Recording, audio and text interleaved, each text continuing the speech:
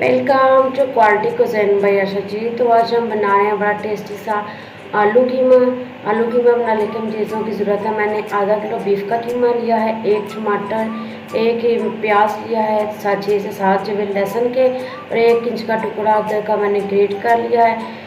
2 आलू लेके मैंने उनको लंबाई में काट लिया। आपको जो सी शेप पसंद है वो ऐसी आप रख सकते हैं। मसालों में मैंने 1 चम्मच नमक, 1 चम्मच मिर्च, आधा चम्मच हल्दी पाउडर, 1 चम्मच धनिया पाउडर का लिया है। अब मैं इसको कुकर में बना रही हूँ। इस कुकर में हम सारे कीमा, टमाटर, प्याज और मसाले शामिल करेंगे और 1 गिलास पानी शामिल करेंगे और 10 मिनट का प्रेशर देकर कीमे को हम अच्छी तरह से पका लेंगे।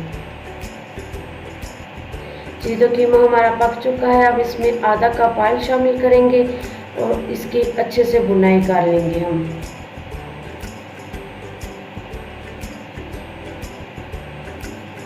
जी, तो 10 मिनट हो गए हैं। कीमा हमारा अच्छी तरह से भुन चुका है। ऊपर अगर हम इसमें शामिल करेंगे अपने आलू और साथ ही हम आधा गिलास पानी का शामिल कर देंगे और 15 मिनट के लिए आलू के गल जाने तक इसको पका लेंगे हल्की आंच पर।